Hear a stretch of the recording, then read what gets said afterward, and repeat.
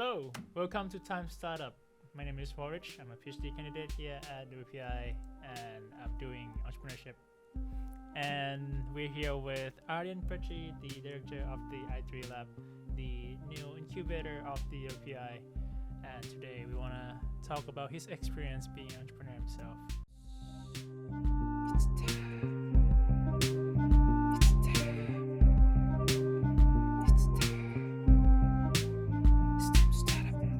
It will be fun to be on the other side of to be interviewed rather than doing the interviewing and share some experiences, life story, whatnot, Right. and hopefully people will find it useful. Yeah. So for this episode, the goal is so that everyone can know about us a little bit more, so that we're not just some random guy talking about entrepreneurship. So we actually have some experience, and we would like to dig into a bit. We have a lot of more. experience. Right. Yeah. No, we do. We know what we're talking about. All right. So And we like what we're doing. Yeah, That's we also do. very We really do. Not only we know what we're doing, we Yeah. also really like what we're doing. We enjoy what we're doing, and we are. What's the new word that people in the zone? Locked in. Because we're locked in and in the zone because we enjoy. I'm trying to pick up on the No way. new lingo of Yeah. students, so I can speak, the language of the future, so they can understand on their own terms too. Actually, it's just like It's important, right? I know it's Also, if you're an entrepreneur, it's important to understand yeah. the language of your customer, Right. the Right. people Yeah. that you work with and Mhm. collaborate. You need to understand Yeah. the way they talk, the way they are, what takes them, and also their culture. Yeah. People might do business, I don't know, Mhm. in different cultures, so that's a big part. Yeah. Just like a side note, a side piece of story that I had recently. I went to an event with you at Auxilium, which is a new incubator, which is like a meeting with a lot of professors from different schools in Worcester, right? And they were all like, in their 50s, 40s, and they would just keep saying 6-7, 6-7 all the time. Yeah, we're the sort of the older generation. We're dying to fit in. Yeah. It was pretty Yeah. funny to me. But yeah, that's good. Good for you guys. Good for you guys. Learning, to keep up with the wave. That's great. All right. So let's get into it then.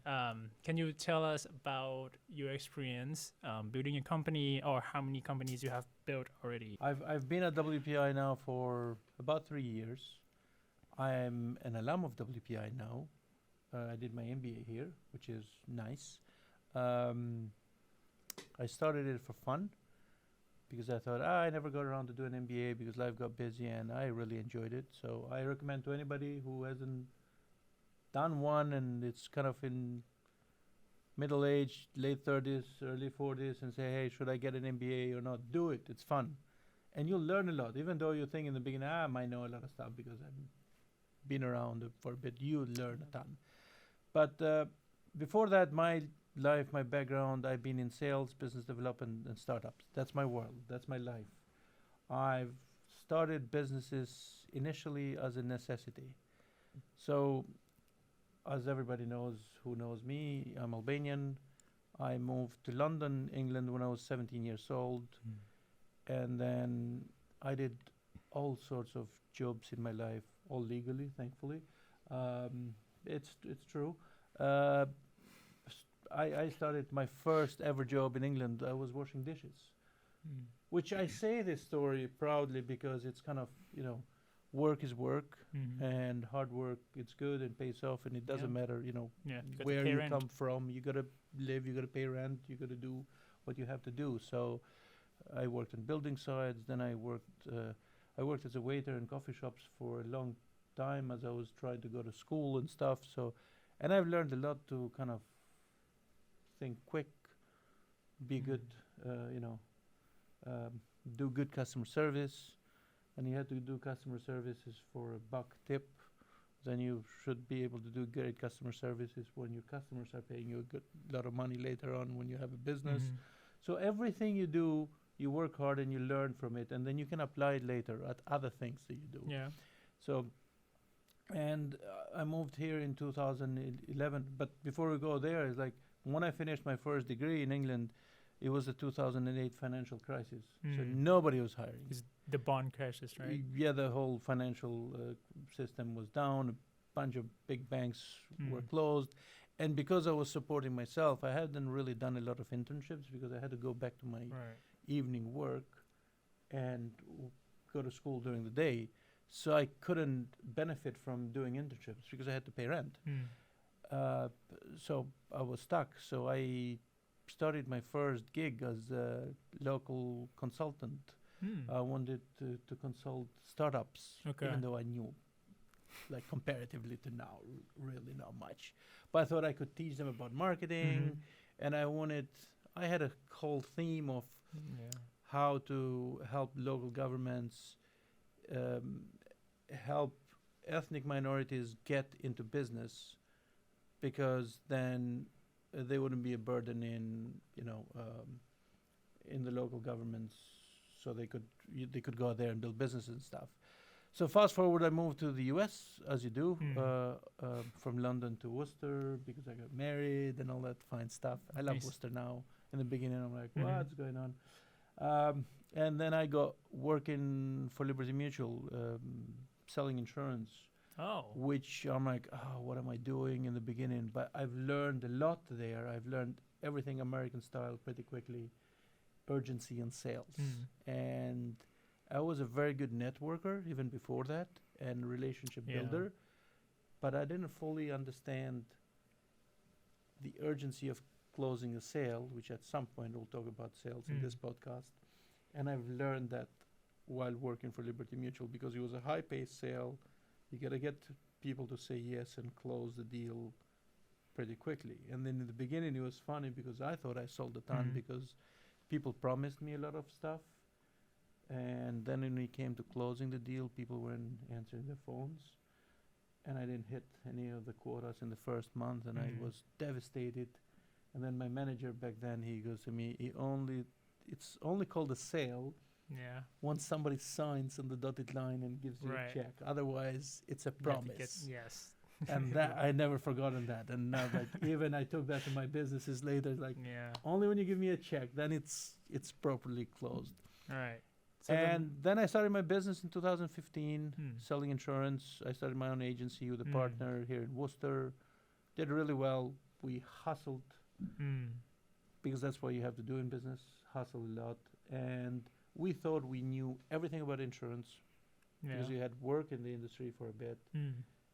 And we knew how to sell. Which insurance it is? Health insurance, right? No, it was auto and home insurance. And business insurance. So we thought we knew everything about insurance because we knew how to sell. But we didn't know much about the business management, the operations, the day-to-day. So we thought we know about 90% of this. We'll learn the 10%, which is fine. Then we set up shop, and then we figured out pretty soon that we know probably about 15%. We knew the sales, we knew the product, but not how to manage a business. So we really had to learn a lot very quickly. And we just, books, those things, the old archaic stuff, wonderful things. So we just tried to pick up any book around business operations, management styles, what you do, what's important, what's not. And we went from there. And I sold that business to my partner 3 years after. Nice. And I moved into tech. Nice. Not knowing That's much great. about tech. No, just sold as you it, do. so it's good. All right. So I actually want to step back a little bit and ask you about your experience on this in general, because you said you went into corporate too, and then you also did your own startups. What was the culture like? Or, I'm sure the responsibility is always different, but what was the culture like? Is it easier for you to work in corporate, or is it easier for you to just be your own boss and then do it with your friends? So I've done it on both sides, 4 times now? Or I think about 4 times. So like work for corporate, do your startup, work back for a corporate. It's 2 different things completely. Each of them give you different experiences and different expertises that they're both super valuable. And I'm not saying this from a sort of political correct type of stuff. I love startups. It drives me, gives me adrenaline and all that stuff, and that's why I love this job here, because even though I'm working full time, but it gives me the same adrenaline because I'm working all the student startups, and every day is kind of new ideas. What are we working? How are we moving that forward? When you're working for a corporate, you get some training, and I recommend it at some point in their life. It's beneficial to everybody to have a little bit of corporate experience, because you get trained on certain stuff that if you just go straight into your business, it's good. You have a lot of freedom. It's hard to create discipline, because when you're in your own boss, nobody's going to tell you, wake up in the morning at 7 o'clock or 6 every day and you got to go to work. You can skip work. And by the end, at the end of the month, you're going to be short in sales, in operation, in business, in everything. Whereas when you're working in corporate, you're sort of forced into that channel of getting disciplined. Understanding, I've seen people that haven't done corporate jobs not even knowing how to use the Outlook calendar. I mean, we're a WPI, so it's an institution. Here is different. Everybody knows how to do that. But somebody who just stumbled on their businesses and whatnot and whatever, they're very successful. It's just like, hey, give me a call. Yeah, sure. See you next week type of thing. I'm like, hey, I have no invite from you. So not understanding if sometimes even those basic things. I know people that make $1 million a year in revenue, and they don't use a CRM for their customers and knowing like, hey, keeping some notes on them and figuring out, and it's just like it's all in their head. And I'm like, what if you did 3 things differently? But it's that lack of corporate culture and understanding. So both of them have that benefit. Interesting. So I would like to quote someone that I know. He is an entrepreneur that he came out of a PhD lab in medicine. So, very bright guy. He knows a lot of stuff. He said startup is the hardest job in the world. Would you agree with that?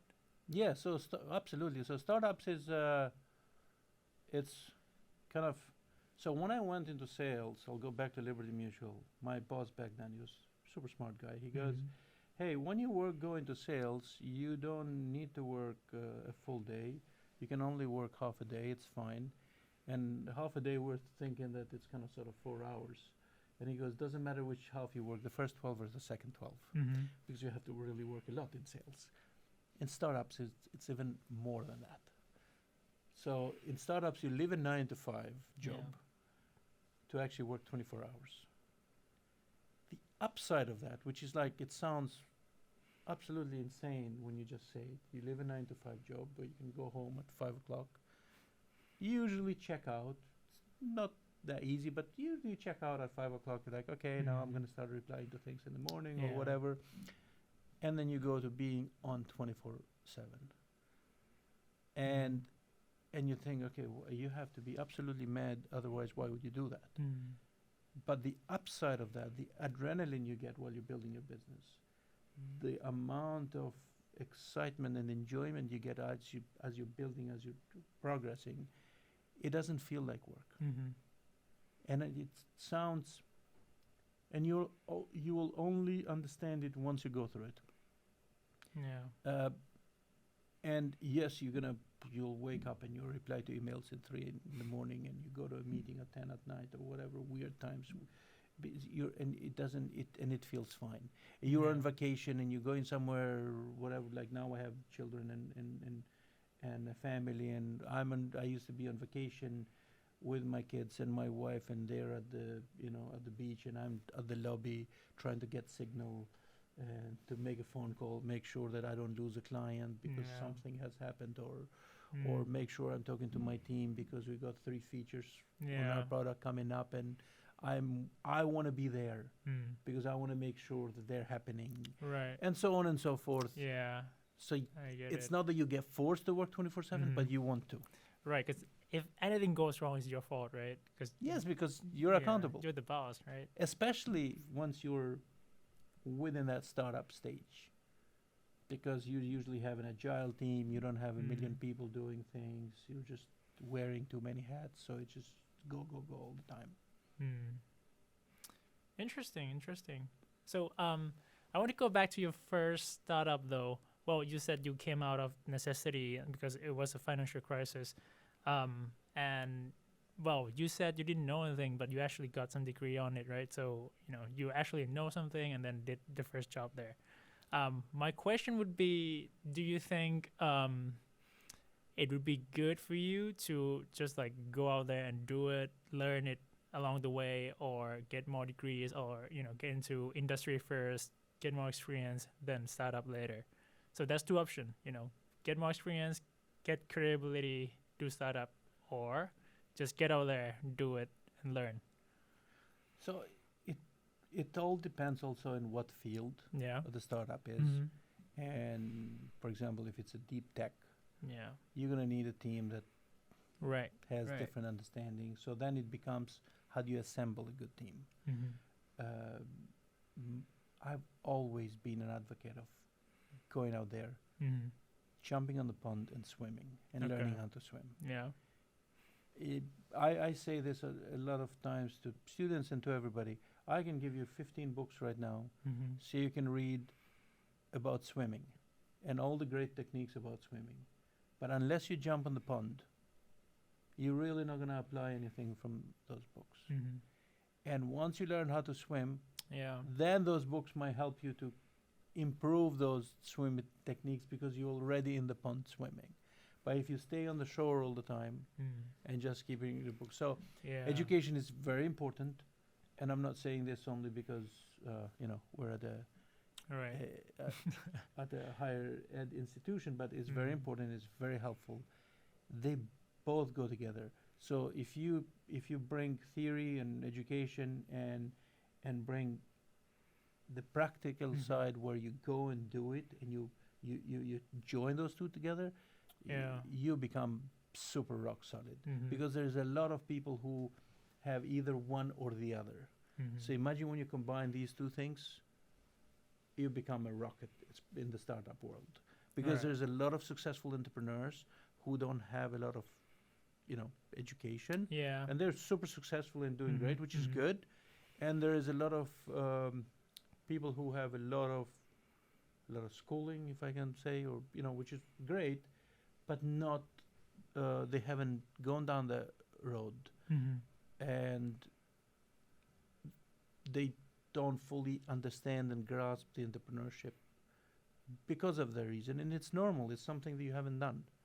So it's hard for me to, if somebody tells me like, hey, let's go skiing. I don't ski. And I'm like, Yeah.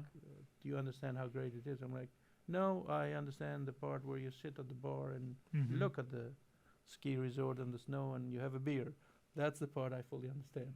The part coming down with the skis, I don't, because I have never skied. I understand some other stuff. So that's kind of having the practical experience on those two things. And if you have both of them together, it becomes a really solid foundation Yeah. for being a really great entrepreneur. I agree. This might be a hot take, but I really think everyone in the school right now, in the universities, anyone in the university, any university can just go out there and build their own startup now. I really think it will help them, to learn how to do a lot of things, because startups take a lot of operational skills.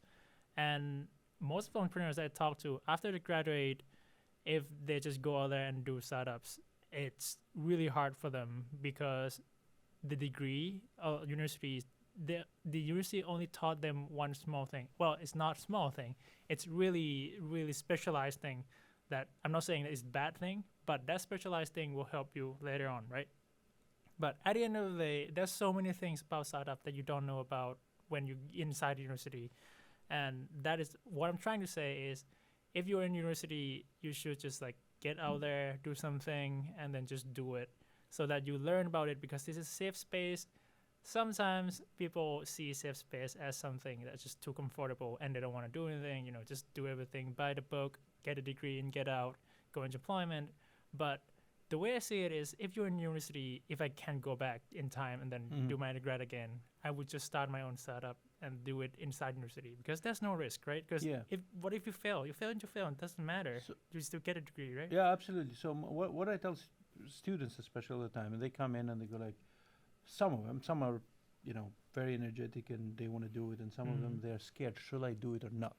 Like I Yeah. had this case, actually, what was it Monday, and the students like, if I do this, I don't know if I do that, and I sometimes mess around with them intentionally just to have fun. I'm like, Yeah. do you have any children? And they're like, 90% of them, of course they don't, because they're 18 or 20 or something. They go, Yeah. no, of course we don't. I'm like, your mortgage, is it? How big is your mortgage? They go, I don't have a mortgage. I'm like, you're on top of the world. You're the best time Yeah. in your life to try things, to fail, to experiment. Your 20s should be your experimentation stage. You do all the Right. mistakes within reason, all the mistakes you can Yeah. in startup, in jobs, in life too, in relationships to a certain extent, and you figure out life. You figure out who you are and who you want to be. Right. And you might figure out that you don't want to be in the startup scene.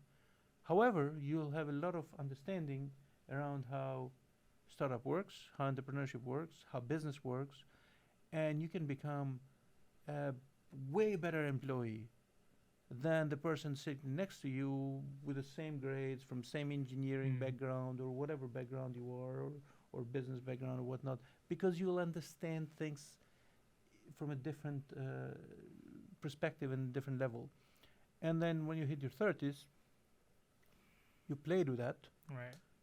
You stabilize. Let's say you never want to have a startup. You played with it. You figured it out. You learned a lot. You learned a lot in life. You partied enough. You went to enough clubs. You did all the things. You Yeah. got it out of the system, and you have a really good job. You go up the ladder or whatever you do, and you have a stable life. Versus, you don't do any of these because you're scared. You Right. wait until you're 40 or 45, sort of a middle-aged person.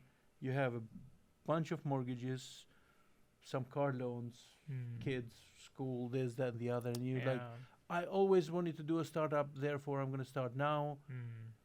And then if it fails, the stakes are a little bit higher Right. because your children have no food, and that's Yeah. become a problematic situation. So that's why, like, you're young, you're never going to be as young as now. You're never going to have the same energy. I think I still have plenty of energy, but I know I used to go to work all day and go and sell in the evening and go to network events and then still be able to go to a party and still have a couple of glasses of wine and go home and do it again. Yeah. Yeah. And yes, I'm energetic, I think, around it, but I don't have the same energy I know of this Right. when I was 20 or 25 or 35. It's only normal. Yeah. I get it. All right, we digress a bit, but Yeah. let's come back to the content that we planned to do. So we kind of established that startup is hard, but it's fine. There's risk-free thing inside university now, so just do it. But I want to go. I want you to look back into your experience and then tell us about what was the most challenging thing that you faced when running your own company. It could be anything, literally anything you felt. So I'll answer that, but before I answer, when I say, I don't only say it to people within the university, do it because you're safe in the university. Oh, yeah. I say it across the board. Mm-hmm. Do it. Doesn't matter if you're at a university or not at a university. If anybody listens to this podcast beyond the beyond WPI, do it. Go and do it. You'll have a lot of fun. If you fail, you have learned a lot. You'll learn way more than anything else in it. Yeah. So, coming back to your question of what's the biggest challenge, I have, because I played around a lot and I failed on a lot of little things. Somehow, at some point, I kind of learned how to ride the bike slowly. Yeah. It's like I learned how to swim a little, so I knew some components. Okay, here's how you build a business. And biggest challenge for me was, it's kind of finding the right people. Either when you're building with somebody else, do you have the right match on your business partner? you complement each other. Mm-hmm. And I've assembled amazing teams, and I've assembled terrible teams, Mm. and they happen for different reasons. It's like we're not gonna get into it too much, but so assembling the right team is hugely important. Okay. Doesn't matter if you're in a small business or in Mhm. a large business. Like the people that you bring Mm. to do that, and because I didn't have HR expertise Yeah. of anything. How do you interview people? How do you do things Yeah. like by the book? Mm. I look for one thing: Mhm. integrity. Okay. And then I look, okay, does this person have this integrity? Because everything else you can teach them. And what's their sort of work ethic? And then I looked beyond another thing. I'm like, okay, I'm interviewing this person, and this sort of became a personal thing Mhm. for me. I wouldn't tell them if I wasn't after we're done working, when the holidays, since we're around Thanksgiving right now, Mhm. when holidays come around, would I want to have dinner with this person? Because you spend more time at work than at home. Yeah. So I always want to work with people that Mm. after work I'm not running away from them. Mm-hmm. I get it. And that sort of those little things made it easy to cleanse once, let's say, a bunch Mhm. of people apply and you're like looking for them. And yes, sometimes you do mistakes. So that first part, and then if it doesn't work out, cut ties pretty quickly. Yeah. The other bit Mhm. is I get sell, it. Yeah. Mm-hmm. because sales cures everything. Mm-hmm. Sell, sell, sell, and when you're tired, sell a little some more, and make sure you don't run out of money. Yeah. Because Okay. often people think now we made it, we got a Mm-hmm. little bit of cash, we got a few clients, we're bringing some money in, and then we start, I don't know, doing merchandise, doing fancy stuff, Yeah. buying new laptops for everybody, doing whatever, doing retreats, and it's like you're a team of 5. You got a little bit of money, and Yeah. you're not doing retreats until you Yeah. get to a certain level. So Mm. making sure you stay very nimble in the beginning, try to watch your cash flow very Mm. carefully. I've seen more Okay. businesses die because of cash flow than anything Mm. else. Okay. This thing we're doing great, and then 2 months somebody doesn't pay or clients leave all the time. It happens. It's normal in Yeah. life, and then you can't meet payroll Okay. and you're dead. Right. Yeah. And it's like you had a Just go good under. product, you had a good store, you had good thing going on, but you have no more cash. The bank's not lending you. The financial markets change, rates change, things change, and you like Mm-hmm. you choke. So Okay. making sure you stay within your means. Okay. So hiring and cash flow. Hiring, cash flow, and selling. Oh. Okay. And selling. Yeah. All right. Sell, sell, sell. I want to ask you though about hiring because it's just I don't really know about all these things, but you seem to be on the side of hiring for culture, right? You know, Yes. compared to like just skills only. So,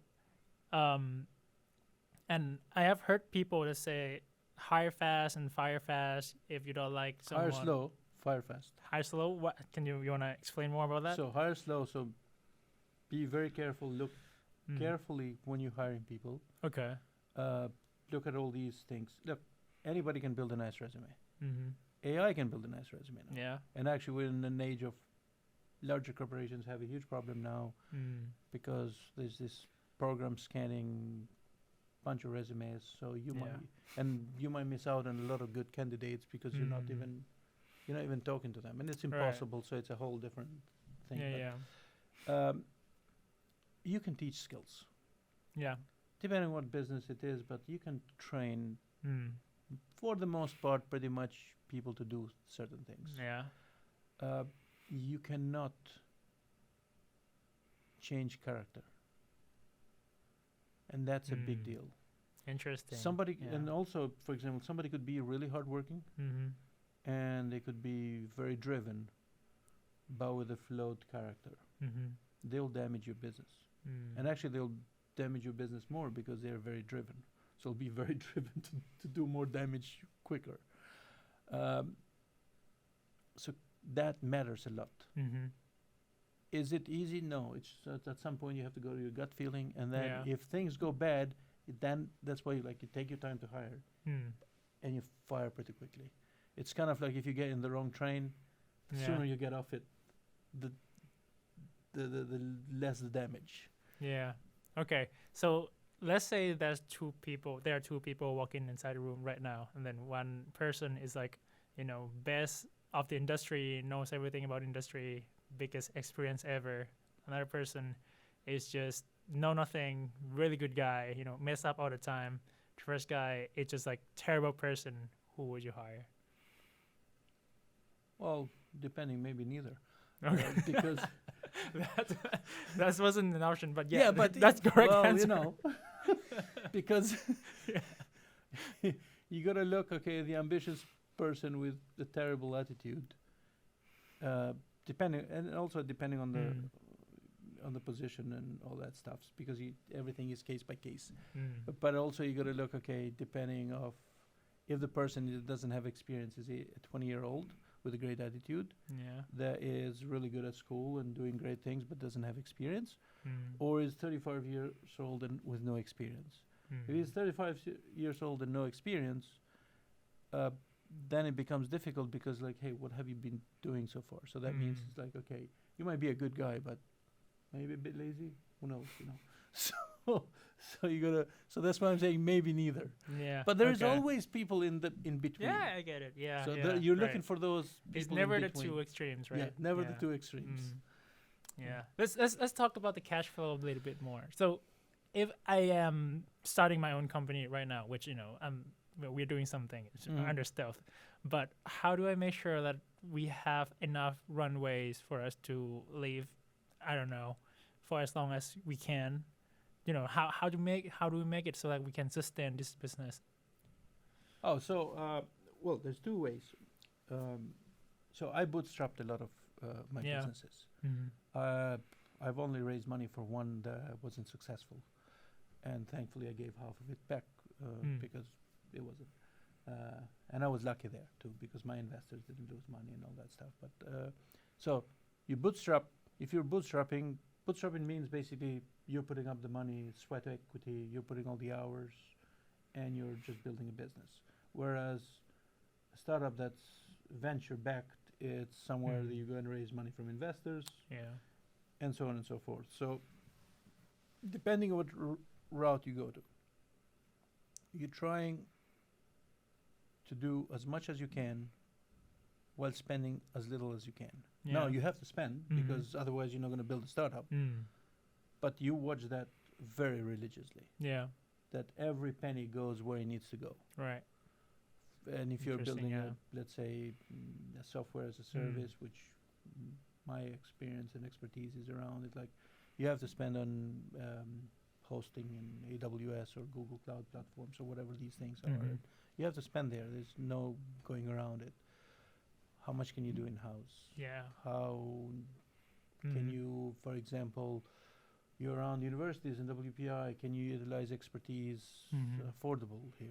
Yeah. Versus going and hiring your, I don't know, cloud architect for $300K. Right, yeah. Can you hire fractional business services that will cost you a fractional cost? That's why it's called fractional, because you need that little expertise from them, and then the rest you can do in-house. Yeah, yeah. So you got to get creative. Right. Interesting. Yeah. Y Combinator, Y Combinator is an accelerator in California, one of the best in the world. And they call this the 90-10 solution. What it means is that you should try to find the solution that give you the most benefit while also the least cost. Basically, the most cost efficient. You get the 90% out of the 10% that you paid for. Yeah. Basically. So to that point is, think, what would I do if I didn't have the money? For example, once you become a venture back, let's say you go into an investment, you raise some money through some angel investors, family, friends, a VC gives you a round, and you, let's say, raise $500,000. So automatically the urge is, it's just like a normal urge when you get a pay rise. It's like, where am I going on vacation? I got more money. I'm buying new shoes and I want to change my car. That's it. Your money's gone. So same thing, because human psychology works very similar. When we're building a startup, like the minute you got money, it's like, what do we do with this now? Let's use it. How can you resist the temptation of that? So you have a pile of money now because you raise money. Yes, you're going to use it. But if you use the principle of like, if I didn't have the money, how would I get this done? Mm. And we're like, how can I get this done with 10% of the money, 15% of the money, and so on and so forth? Then you get creative. Yeah. So I have a friend of mine who has a startup where he had to get creative with offshoring and nearshoring for his team and serving his customers. Mm-hmm. And he has set it up in a way that if he had to hire all these people in the US for the work he does, he would have to close his shop. But because he's got sort of a three-way setup, he's got a team near the US, and he's got a team offshore in another country that does stuff that doesn't have to do with time zone. They don't have to pick up the phone and whatnot. And he's doing stellar work for his customers. He's being able to be somewhat affordable for his customers and also turning good profit. And the teams that he's hired in these different countries, he's also paying them top dollar for their country. So those people are happy too. So that's his way of getting creative. Like, hey, I can do more of this. I know other people who are using pre-sales teams from different regions and to make it affordable. Yeah. That they use it as a lead generation that way. You do that here, it costs you a lot of money. So you get creative. The world is kind of becoming smaller and smaller, thankfully. Yeah. It's getting more interconnected, and it is more interconnected. The internet, everything. It's. I know there's a lot of doom and gloom in TV, but I think we live in a wonderful world as far as business goes. Is more interconnected than ever. So you can take more opportunities that way. And I really think in startup world there are a lot of people who does the pro bono stuff. They will just help you without, you don't have to pay them, and they will just help you. You can reach out to a lot of people. I've done it before. I reached out to a lot of people on the Mass Founder Network, and so many people got back to me, said they're happy to talk to me about my startup, whatever, my research, or even, just like chat in general, So I really think the startup community everywhere is it's wonderful. When they have done startups, they has been their own, has been a founder of their own company. They went through something, and they have this, I don't know, connection together. Because they understand the pain that you're going through. For example, if let's say I just went through raising $5 million and my company is doing well, and I know this, and it's my second time doing this, and I know the pain points of this sector, this industry, and then you show up with a product or a business, and you're struggling how to get in front of VCs, how to raise your first million or 500,000, or even do a service business. Doesn't matter what it is. I know the pain points of what it is to lock in the first customer, to lock in the first dollar investment. So it's almost kind of a duty of you got to show up and help, and you got to show at least give your feedback or your 2 cents of know-how. Hey, in my experience, this is how I did it. Let me connect you with these 3 people. Because I was there. Yeah. I was there at the gates of and they weren't open. I didn't have the key to get my first customer in, my second, I didn't know how to pitch in front of investors. How do you do this? I had fears, all that stuff. So it's kind of almost like a duty. Every mentor out there, I know we talked in the last podcast around mentorship. Everybody who's in the entrepreneurship arena, every time I meet them, it's kind of they feel that they have a little bit of duty to show up. Yeah. Which is a good thing. It's wonderful, and America is full of positivity. That's my view in America. That's and good. I know it's kind of I don't know if it's other people see this, but it's when it comes to business, I think is the most positive country on earth. That's great. That's what I think. Okay. All right. So so just an outro, what would be some piece of advice you want to give to people who are still hesitating to start their company, or students that are looking to start their company after they graduate from the universities? So so that's a. It goes back to what we were talking earlier, but so I've told this story many times to people, and I say this to my friends. I say this to students. Imagine two scenarios. If you don't start a company, what are you going to do tomorrow morning? You're going to go and apply for jobs. Let's say you graduated. And what are you going to do? You're going to go and apply for jobs, get a job. You'll get a job, hopefully, and most people do, especially from WPI. You're definitely going to get a job, and you go to work.